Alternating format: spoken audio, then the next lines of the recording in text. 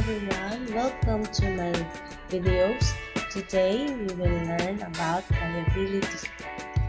By the way, don't forget to like, share, subscribe to our channel in order you to notify for latest videos.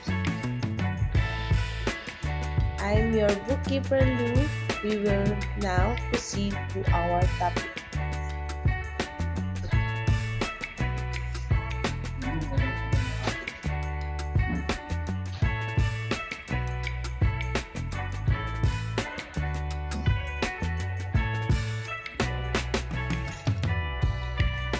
What is liabilities? Here are the learning outcomes you need to know about liabilities. We have obligations, constructive obligations, transfer of an economic resource, also the financial statement presentation.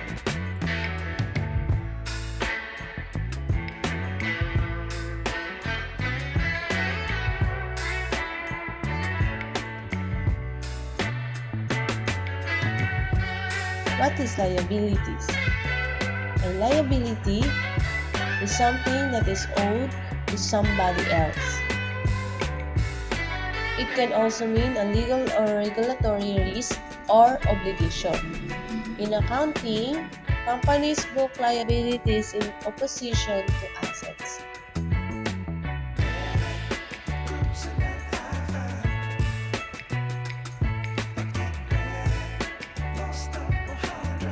What is obligation? An obligation is a duty or responsibility that an entity has no practical ability to avoid. An obligation is either legal or construction obligation. Obligation is juridical necessity, means na kailangan siyang i-comply and may legal sanctions. So, an obligation is a duty or responsibility, either legal or construction.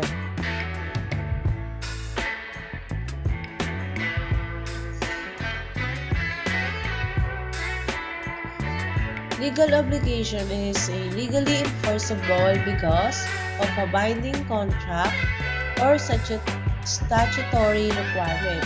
This is normally the case for goods and service received.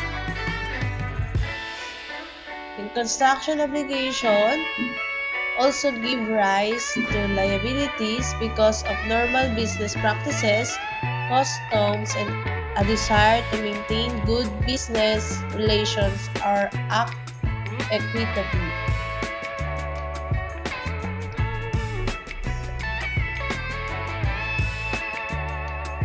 Next is the transfer of an economic resource. An obligation to transfer economic resource may be an obligation to, first, we have pay cash, deliver goods, or render services.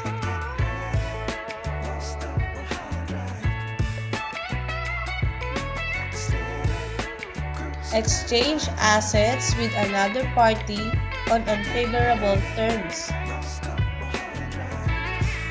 Third,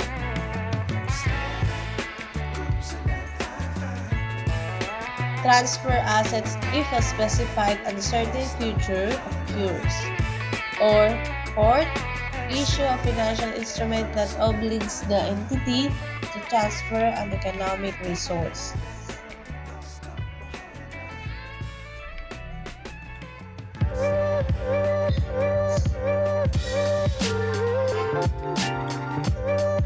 So a financial instrument is any contract that gives rises to a financial asset of one entity and a financial liability or equity instrument of another entity.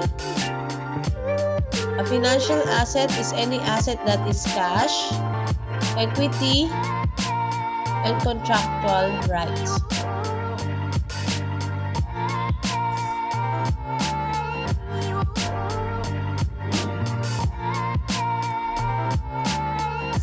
Next is financial statement presentation.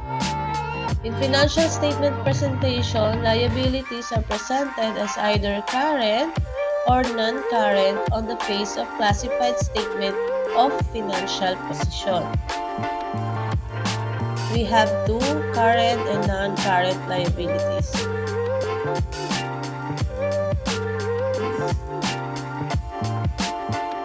Current liabilities are liabilities that are expected to be settled in the entity's normal operating cycle, held primarily for trade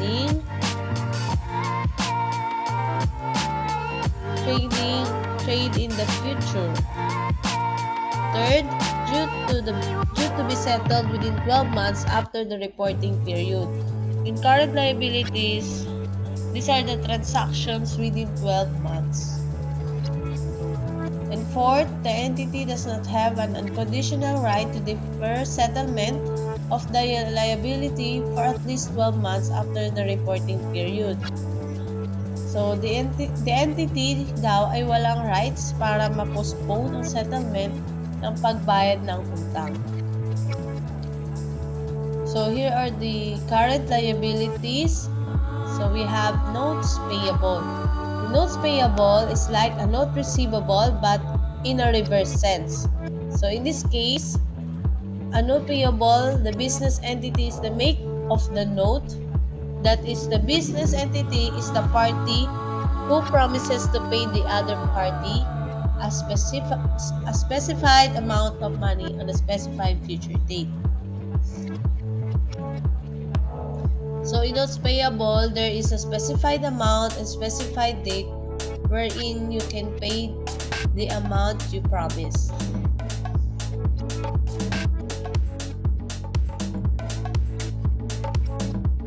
Next is accounts payable. Account payable, this account presents the reverse relationship of the accounts receivable. By accepting the goods or services, the buyer agrees to pay for them in the near future. Okay, so the buyer agrees to pay for them in the near future.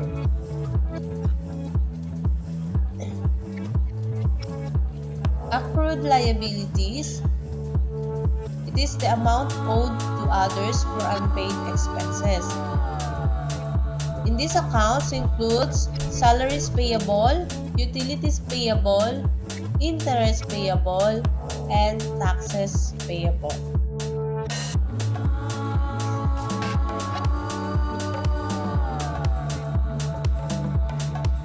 Fourth one, in current liabilities, we have unearned revenue.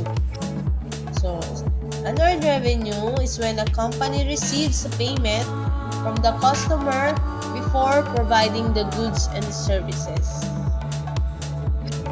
So, company receives payment from the customer before providing the goods and services.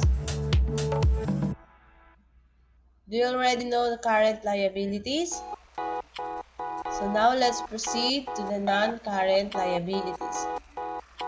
Non-current liabilities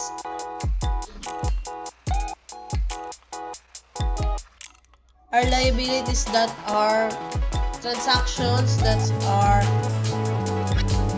minimum of 2 to 3 years or more.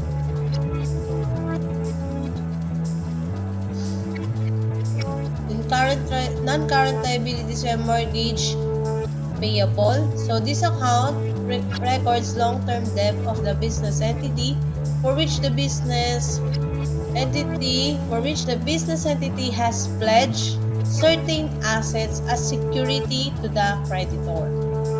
So they pledge certain assets as security to the creditor.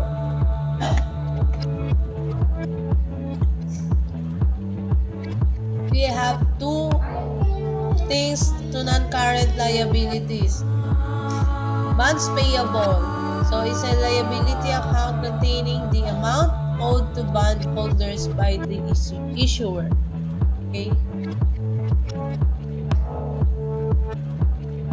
Bonds payable is the account containing the amount owed to bond holders by the issuer.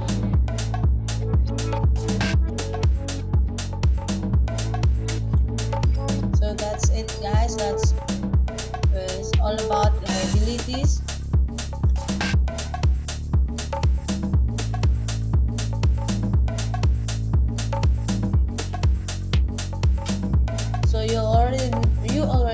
about the obligations, the constructive obligations of liabilities, and financial statement presentations. So we have current and non-current liabilities.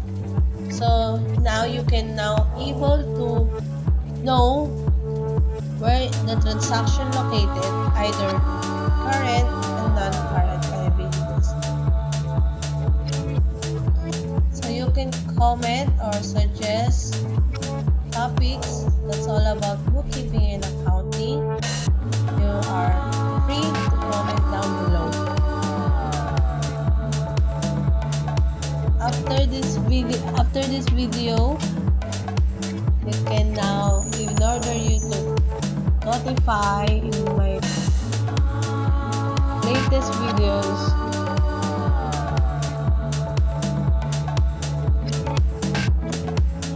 don't forget to like, share, and subscribe to our channel. Thank you guys. See you on my next video.